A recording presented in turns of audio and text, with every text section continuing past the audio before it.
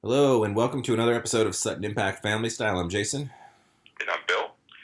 And I'm happy to be talking about the gold medal U.S. curling team. Just like the Simpsons predicted. I am shocked. Shocked. I actually watched about a half hour of curling the other day. I watched Sweden and Switzerland. And Sweden was really good. And Switzerland was really bad. So I figured Sweden was going to advance. But I'm surprised that the U.S. I mean, it's just not a natural sport in the U.S. So I was just shocked that they could win that. It's not, but I feel like as soon as people saw that you could win a medal in curling, if you live in a northern state, I think you started curling. Because there's not a lot, I don't mean to diminish curlers in general, but it doesn't seem like anything that anybody, it seems like it would take very little effort to become good at curling. Well, it's shuffleboard. It's shuffleboard, or, bocce, or horseshoes. Instead of scraping, shuffleboard, you throw that dust down and slow it down. Yeah. And I'm not saying there's not skill involved, obviously, but it seems like one of those sports that if you had a rink and a bit of a sponsor so you could train a little bit, I feel like a large portion of the population could become good at curling. Yeah, it doesn't look that hard, but I tell you what, the guys are pretty flexible that launch the discs. They get down pretty low. I'm pretty impressed with them. Oh, definitely. And I'd rather be that guy than the scraper guys. Yeah, the scraper does not seem like a fun job. No. At all. But it was good. But, it's funny that, we get all wound up about all these winter sports every 4 years. But we really don't do anything to really promote them in the 4 years between the Olympics. No, nothing at all. So when we're disappointed that our medal prediction was a low of 25 and a high of 37, and we didn't make 25, so people are all bummed out. And how can you really be bummed out?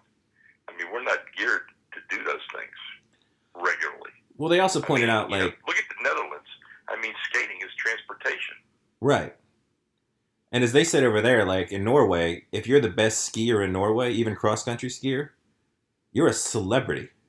Like, yeah. If you're out on the town, people are taking your photo. Like, we don't view skiing that way in this country. Unless you're Lindsey Vonn. It's true. But even her, I mean, it takes, she's got to be attractive and dating the right people and get enough TV exposure. Like, it's not just, I mean, the athletes we choose to like, we pick, some pretty shallow reasons, I think, in this country. When you look at the ones that become popular. I have a feeling there's going to be a little bit of blowback in both the U.S. and Canada about the NHL players not playing in the Olympics. I suppose. I mean... Well, I think it becomes a story again since they didn't win. It does, but I mean, it's supposed to be amateur competition anyway. I mean, where I guess it's really not anymore, but... Well, in the original context. Right, but in the middle of a hockey season, like, the last thing you want to do is one of the main, No, I agree. I mean, I think it's hard. It's hard to justify them taking on possibly getting hurt, ruining a team's chances, but it is representing your country. For some of those guys, I think it was really important that they get to play. I think so. But I'm sure we're going to revisit it again in the next couple of years. Right. I mean, the NBA does it still, obviously. Yeah, but it's summer, so it's the off season. It just makes you have to play a lot of basketball in an NBA season, for an NBA player during a calendar year. Right. And especially if you're, LeBron James, or if you've been in 8 straight finals, whatever you've been in, 9, I think, at this point. Mm-hmm. That's a lot of basketball. So, let's see. I actually wanted... What's that? Catches up to sports with the Dallas Mavericks. Okay, you want to go there first? Yeah, I mean, it's interesting in that, again, look how long ago it was. Yeah. I mean, Terdema Usry hasn't been there for a few years. Mm-hmm. It just seems like, all of a sudden everything's back in play. And there's part of me, I mean, I'm glad these things are happening. I'm glad we're becoming more attuned to these things. I'm just worried now that there's going to be a few cries wolf that aren't substantiated. And in this climate, it's a witch hunt.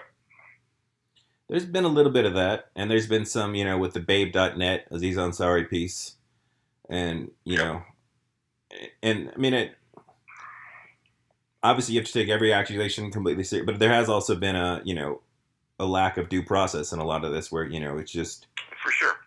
No, the thing with the Mavericks, though, Cuban looks pretty bad here because his HR guy looks pretty bad. Yeah, he looks terrible.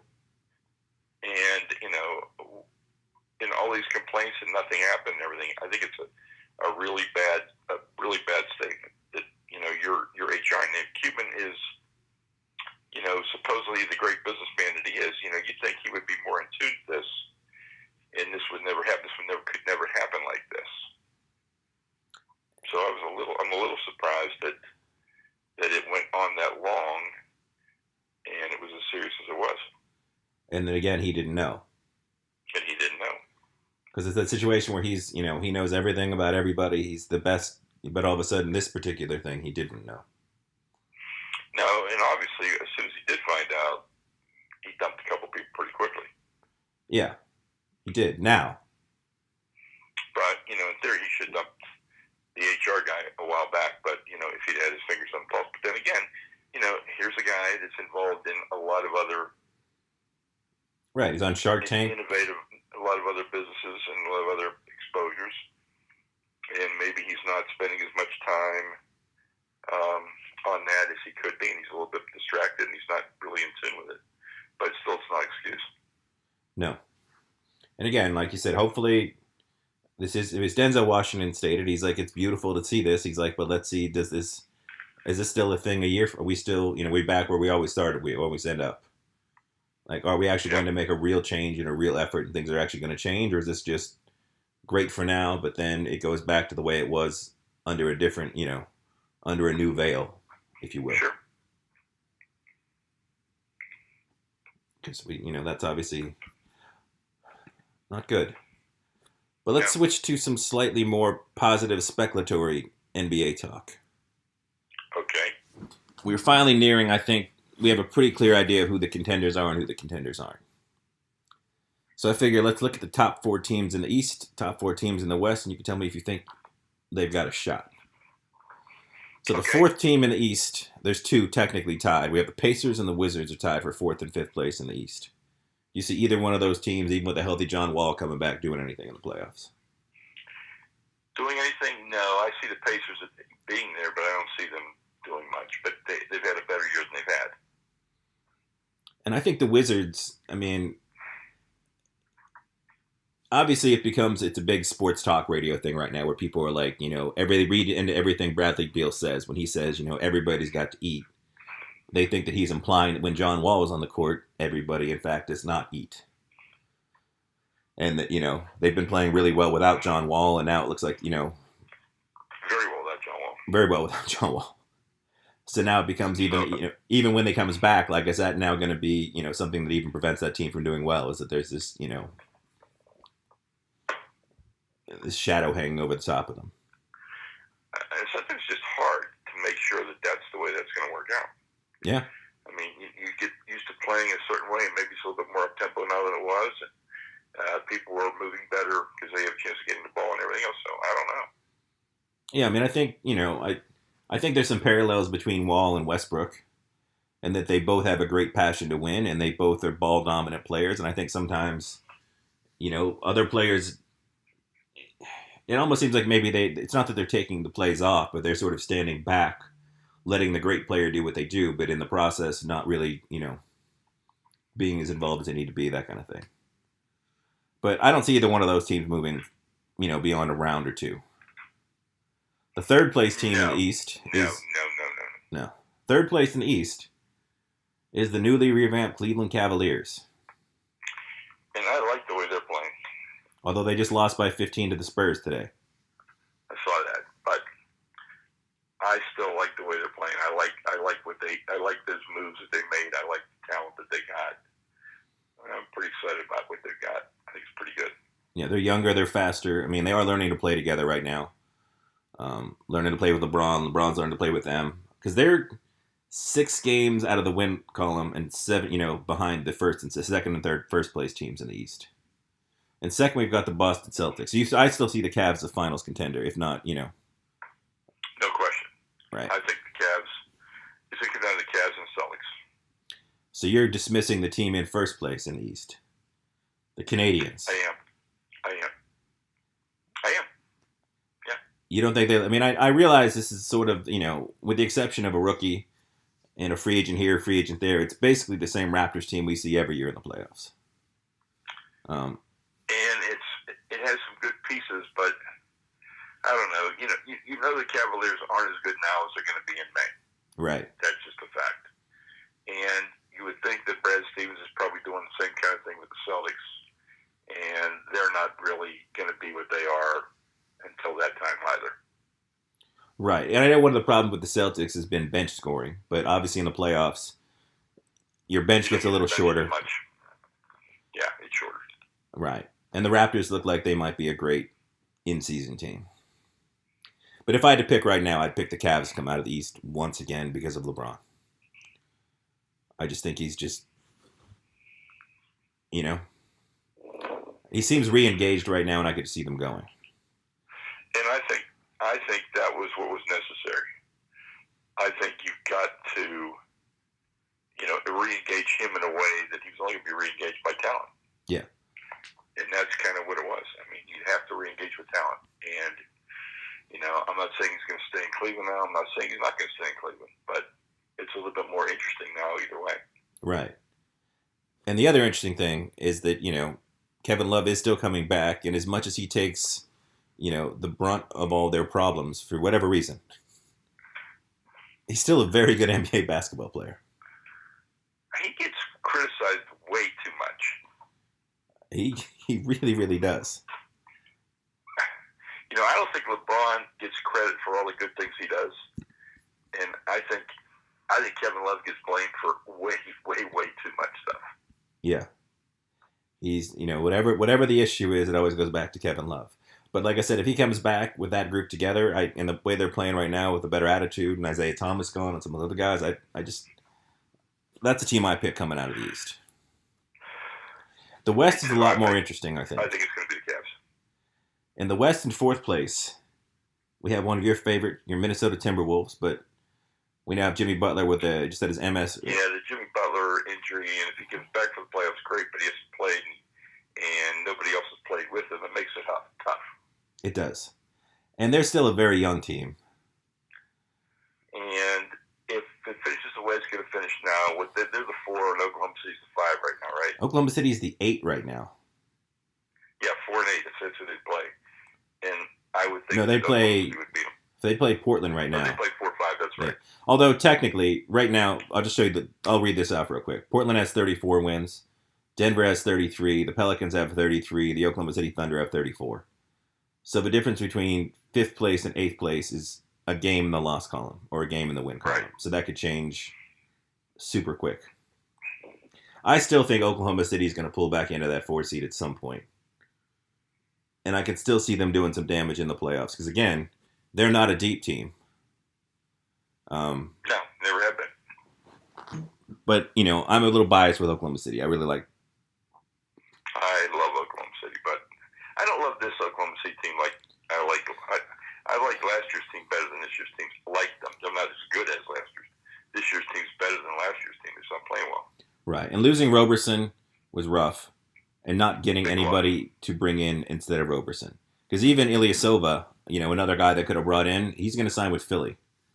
And it looks like Oklahoma City has not been a destination for any of these buyout guys. So they were unable to replace Roberson in the lineup or even on the bench, which I think is going to really hurt them. The number 3 team, I want to talk about a couple things with them, is the all-knowing Greg Popovich's San Antonio Spurs, who, again, we just mentioned, just beat the Cavaliers today. But they have one of the most bizarre situations in the world right now with Kawhi Leonard, who I feel like if he's in any other market, that's a huge story. Last year's MVP candidate is still not playing with some sort of oddly mysterious injury. Outside of the Markelle Fultz thing, this is the biggest thing I've seen. This is the most baffling thing all year. No question. It's very, very, very odd. And the rumblings are that Kawhi is very unhappy. He doesn't trust their medical staff. And he wants out of San Antonio. So again, I feel like as good as the Spurs are with Popovich and, just whoever they randomly pick up, because they Javonte, Murray and all these other guys they draft late in the draft, and they just turn into great Spurs players that never do anything anywhere else. But I can't see them doing any real damage in the playoffs. Probably not. They are what they are. They are what they are. I think they're a very good regular season team. I mean, technically right now they would be, because obviously we have two juggernauts in first and second place, literally separated by a game. The Rockets are one down in the win column, one up in the loss column, and Golden State. The Rockets are 45-13. Golden State is 46-14. And those are the two teams. And I haven't seen anything that's ever going to make me not think Golden State's not going to win again. I know. Because again, their bench is not what it was the last couple of years. Because it looks like Sean Livingston and Iguodala have kind of. They just look like they've caught up. They're a little older now, and they're not as quick. It's not as, but they still have 4 All-Stars. Even though Draymond Green has not exactly looked like an All-Star all year. But then you have the Rockets, who shoot 1 million threes a game. Live by the 3, die by the 3. And with the Rockets, you of course are always going to have Chris Paul and James Harden. 2 players who have a history, going back to college even, especially with James Harden, of not coming through in big games. And the Rockets' biggest game. A team that can't get a stop when they need to have a stop with that team. No. And as good as they shoot, Golden State can outshoot them all day. Agreed. So, yeah, I mean, right now I would pick. And a lot physical, too. And a lot more physical. And if I had to pick today, I would once again pick, of course, a rematch that we've seen every year. Golden State, Cleveland, and I think Golden State wins easily. And I would have said, Jason, that was not going to happen until the big trades, the big movements that they did. Yeah. I would have said there's going to be a different matchup. I mean, the only technical, I guess, X factor left is that, Gordon Hayward has been seen, practicing and shooting around a little bit. Not at full speed, obviously. But if he came back for the playoffs and he was even 60% of himself coming off the bench, giving the Celtics a little extra pop, maybe that turns the tides a little bit. But I am going to love, I really want to see Kyrie LeBron Eastern Conference Finals, if it's possible. I think that would just be, I know basketball is 5-on-5 and coaches and it's 12-man, but I mean, I want to see those guys going head-to-head in the playoffs. I would like to see that matchup, I agree. And I'd like to see Hayward come back. It's a shame that season ended so early. It really is. Because as great as Jason Tatum looked, it looks like he's hit the rookie wall. And, the one thing the Celtics really need, who are a great defensive team, is a little more scoring. And Gordon Hayward would provide that scoring. So, it's sad. But, I mean, that happens every year to everybody. So, not much you can really do. No. I mean, it is what it is. But I would, like I said, I'd love to see what that would look like if Hayward could come back and play a little bit. And, I really like Brad Stevens as a coach. He's probably my favorite of all the coaches. Mm-hmm. I'd love to see him get a shot to see what he could do with his team. Definitely. I think there's still, whether that's Gordon Hayward or there's a trade down the line, because they still have a lot of assets. They still seem like they're a player away. And again, we didn't get to see what they would have been with Gordon Hayward, who could have been, say, that player. But yeah, I mean, he could have been that player. We just don't know. And we're probably really a year from finding out if he is. Right. But they still have an absolute arsenal of picks in the next couple of years. And if anybody big comes on the market, they're tough. Besides the fact that nobody wants to trade with Danny Ainge, it's hard to beat any package they would throw onto the floor. Especially, if... they've got a lot of assets they can use. Especially if, in the hometown of New Orleans down here, if, Anthony Davis, as much as he says he wants to stay till 2021, that's a tough situation for that team because they're maxed out to the cap, especially if they bring back DeMarcus Cousins. And they really only have Anthony Davis and DeMar. I know they just beat somebody good today, but they can't get they don't have any picks, and they don't have any new other players to put it around him. No, but I do like the combination of the two of those guys playing together. I do too, but I mean, I do worry about Boogie coming back from that injury next year. True. I know it's weird to say a professional athlete, you never want to talk crap about their conditioning, but he's never looked like he's in the best shape that he could possibly be in. Let's just say that. He's clearly one of the most dominant players in the NBA, so whatever he's doing is far greater than anything I've ever done in my life. But, you know, a lot of times on those players that don't look like they spend all their time working out and conditioning and trying to say, you know, doing the Tom Brady, LeBron James thing, coming back from those injuries is really, really difficult, especially if you're near 30, which he is. Yeah. And he was going to get a big payday. Right. Maybe from New Orleans. Oh, for sure from New Orleans. I think he's going to get some other shots, too. You know, I don't know that, but... But again, they have no first-round pick this year. And even if they bring Boogie back, I would like to see them, you know... I mean, Boogie's injury could be more than a year away, so then you, once again, get a team that's not quite where it needs to be. And you wonder, like, would they be better off hitting the reset button? You know? Anthony Davis does get hurt a lot. You know, I know nobody down here would want to see it, and it's obviously a very sad strategy, but if Boston offered you, you know, 2 or 3 first-round picks and say, you know, Jaylen Brown or Jason Tatum, one of those combos, or a Terry Rozier package, something around, you know, those 3 picks, including the unprotected Memphis pick. You know, do you pull the trigger? Yeah. You don't sign Boogie. You let Anthony Davis go, and you rebuild around a young core with draft picks and players and just move on, you know? It's an interesting way of looking at it. There's no question. Because you still have Golden State's reigning over the West. You got whatever the Lakers are becoming. Like, it's going to be a tough division for the next couple of years, so maybe now wouldn't be a bad time to be a rebuilding team, slowly building your team up to it, you know, until you can get a superstar. I know it doesn't look good to throw in the towel, but I don't know if they're ever going to put a championship contender team around Anthony Davis. So that's a good point. I mean, he needs help. He can't do it all himself. There's no way. No, and it's not Drew Holiday. Nothing against Drew Holiday, but he's getting paid max money as the cap is sort of flattening out. And, you know, if Drew Holiday was a free agent this year, Drew Holiday would be getting... He's not a max money player. No, but he came out at that exact right, you know, that couple years ago where there was just so much money. And you got all these ridiculous contracts, like Ryan Anderson, and, you know, that they can't trade ever. Because Ryan Anderson makes $20 million a year.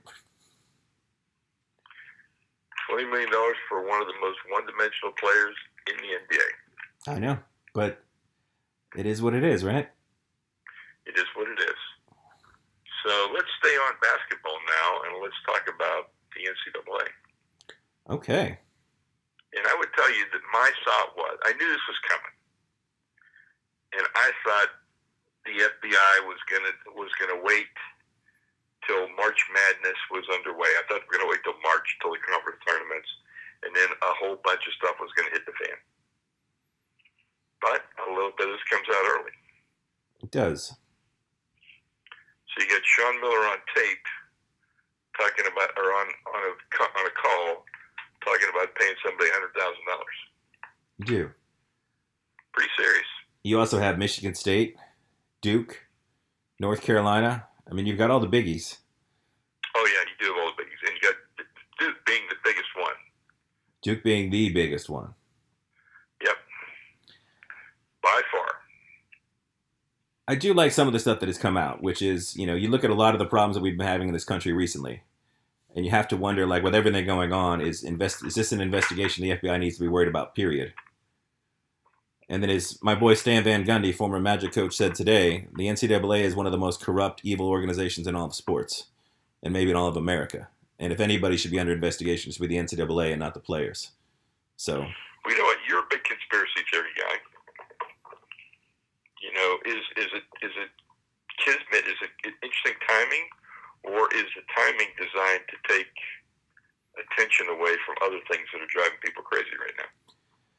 It's a very good point. That does happen, and that's not even really a conspiracy. If I was, you know, It seems to me as long as the money is not coming from the institution and taking away from the general student population, it's not cutting away professors. That's already happening anyway. As long as it's not, if it's coming from outside sources, I still don't understand why the players can't make some money. You know, I don't understand why you can't sign with an agent right out of high school and still go to college. Like if somebody is willing to give you that money and take that chance on you, I don't understand why if I'm an athlete, I can't have my own YouTube channel like the kid at UCF, where I kick, field goals, trick field goals. But the NCAA says no, you can't make that money. You have to turn the channel away or give up your scholarship. I don't understand why I can't go to a car dealership and sign autographs for $1,000 so I can make a little extra money to pay my bills.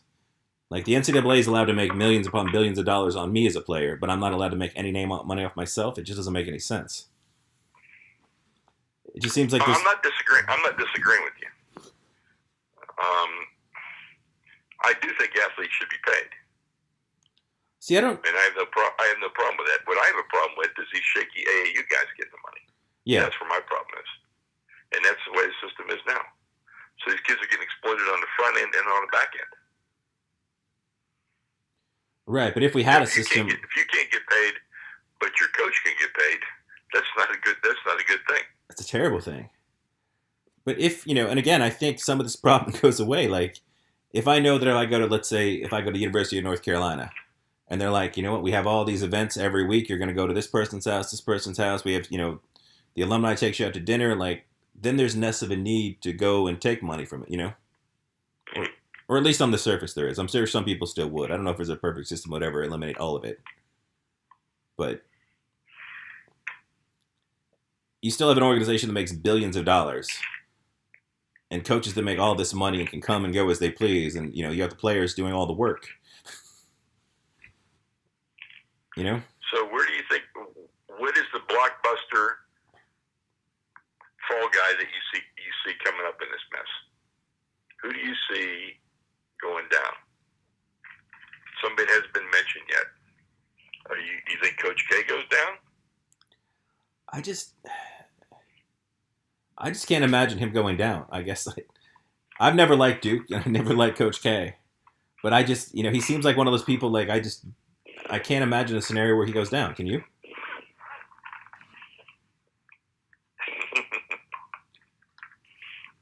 If he goes down, that's the biggest domino that there is. By far. There's not a domino even close to that. I mean, he's the coach of Team USA basketball. Like, he's the face of college basketball. Like, he's the coach everybody knows that doesn't even pay attention to college basketball knows Coach K. Like, yeah, that's true. And as lots of people have pointed out, like, Rick Pitino and Calipari and all those guys have always taken all this heat for the one and dones. But Duke's been doing it too. They just for some reason, Coach K is sort of like above it all. As a play, for whatever reason, he just seems to just skate above. Like Duke has always been sort of this squeaky clean. So it's interesting. I mean, right now you're looking at an NCAA tournament where you have, Miles Bridges at Michigan State, and you have guys at big universities. You have Andre Ayton, all these top 10 lottery picks that like I know Arizona came out today and they said that they're going to play Ayton. They're not worried about the investigation. I think Michigan State's going to continue to play Miles Bridges. Are these guys going to be around for the tournament, do you think? Well, you know what? You got to play them because if they find you're guilty, then you're going to lose those games anyhow. So you might as well play them, right? I suppose, yeah. In the silly way that you can lose a game you already won, yeah. Yeah. Yeah, I mean, by far, like you said, Coach K is by far the biggest domino. Like, I don't know actually what happens to Coach K, though. I mean, I don't know. I mean, there'd be a lot of people to defend him. Like, if he goes down, everything Dick Vitale told us for the last 10 years is bullshit. Right? Yeah. So, makes a lot of networks, makes a lot of people look pretty bad. It does. I have noticed, though, besides Stan Van Gundy coming out against the NCAA, LeBron James has been very vocal. Popovich is very vocal. A lot of guys in the NBA have been very, very anti-NCAA. Like, sure. So mean, Emmert has not done a great job either. No. I mean, if you're gonna be on Patino's case about not knowing, and he's guilty because he didn't know, you got to say the same thing about Emmert, right? His ship. That's what exactly, and that's his case against Patino. Yeah. So I mean, what goes around comes around. You would hope so, at least. I mean, I guess he would technically be the biggest domino, but I don't think he's going to fall either. No. So who's your pick? Pick one. We'll each pick one. See who gets it. I honestly think it's if anything, it'll be a couple of agents that become the brunt of it, and everything else will just sort of be business as usual. Because I don't think the NCAA is in any position to really go too hard, because they're already disliked and they're already a pretty corrupt organization. I don't think they can have too much looking at them. I'm not sure how much they want to find. Good question. Yeah. And again, I think you can, drag it out till the season's over, let these players go pro, make them vacate wins out of the universities that are found, the most guilty, and then just, hang out a few agents out to dry and AAU coaches that look the worst. And I'm sure if there's some college coach they can get rid of, it's not Coach K, they'll go after him too. But I just maybe a sacrificial lamb. That's what I think. Or maybe that's probably good. That's probably a good call. Like I said, I've been wrong multiple times, especially in the last couple of years. But I just can't imagine any scenario where Coach K is the guy that goes down. Like, I feel like you've got to have him on tape, on video, smoking gun in hand, and even then, I'm not sure you get him. Well, you got Izzo under attack on two fronts. Yeah. Because he's got the Nasser stuff, and he's got this. It's very true. So he's kind of a double jeopardy guy. Yeah, he might be out this year no matter what. Could be. We'll see how it plays out. And he might even go out as like a, to his school just to try to, get the attention away from Michigan State, get some of the negativity out, and make it look like, whether it's deserved or not, probably. Yeah, we'll see. Yeah. But interesting times, man. Interesting times. And so leading into March Madness, I mean, God, who could be there? I mean, anybody could be there. Yeah, I know. It's crazy. I mean, it is the most wide open I've ever seen. And that's even with, if everybody that can play, can coach, can still stay there, it's still incredibly wide open. Well, I was talking to one of the guys that, my 30-year club, this is our 30th straight year to go into March Madness. Right. And he's a Dayton alum, and they're in last place in their conference. And he said, I'm feeling pretty good because we might be the only legit team left. Could be. Could be. Yeah, Brandon was going to win the bracket this year. I do have a vote for the worst team in the Power 5. And who's that? And it's Pitt. It's Pitt. They didn't even look like they wanted to be there. They scored 2 points in the first half yesterday against Virginia. Yeah, I know. 2 points. Major college. Pitt's been a pretty disappointing basketball program, I feel like, for the last 20 years. But they had a lot of success in the last 20 years. Well, they've had a lot of regular season success, but they've always disappointed in the tournament. They're always like people's pick to be like, a Final Four team or a sleeper team, especially under the Jamie what's that guy's name? Jamie Dixon. Jamie Dixon, yeah. And it seemed like they just sort of fizzled out.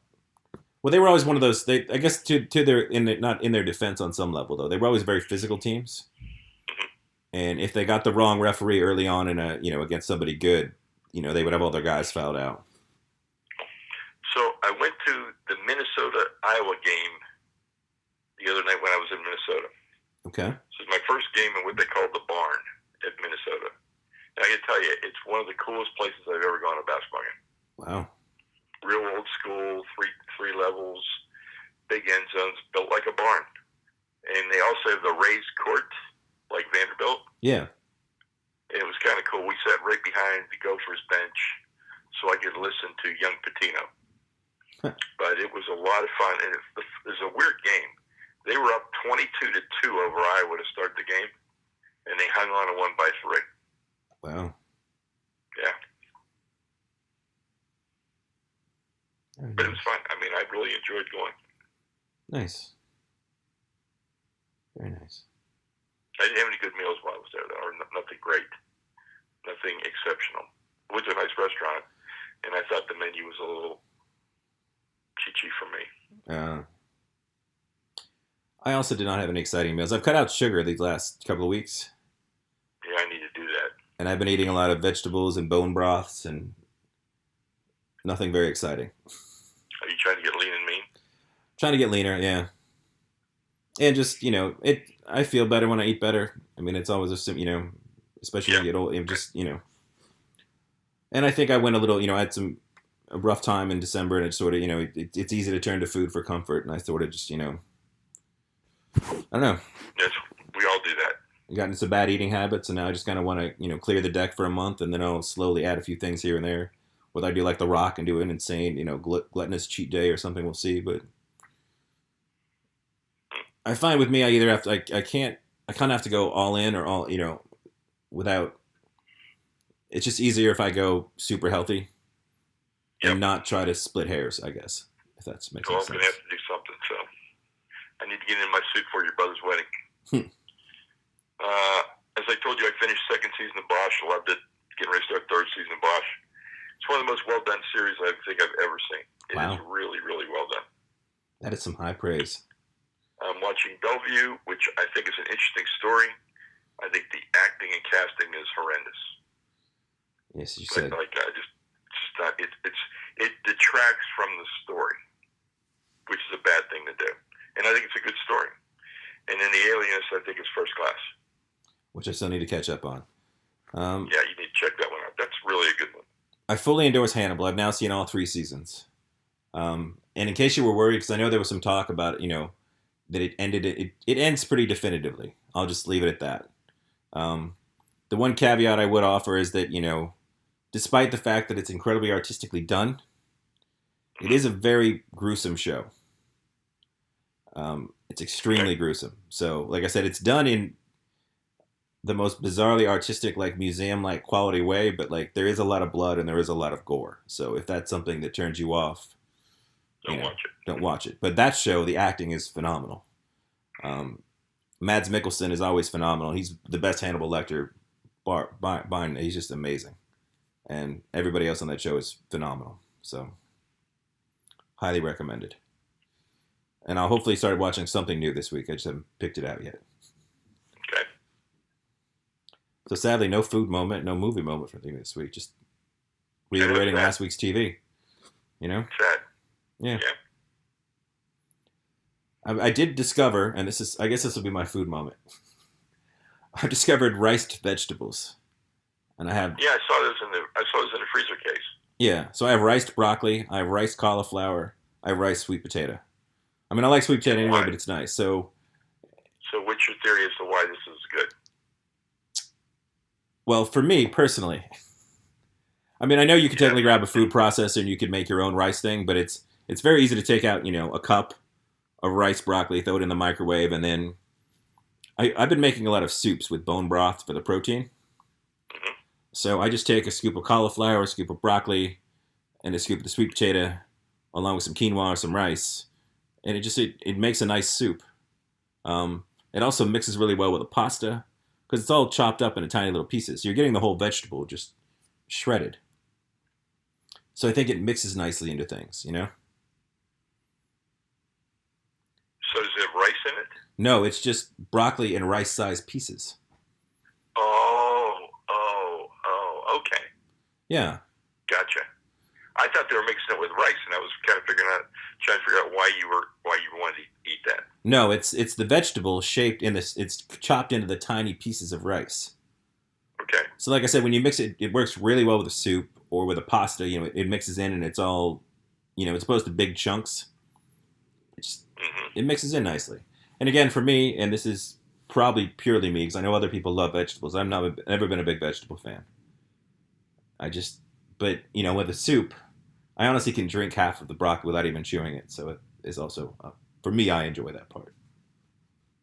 All right. So if you hate vegetables, listen to Jason's recipe. Yeah, the rice. I mean, it's it's different. It's something, like I said, it's convenient, it's nice, it cooks quick.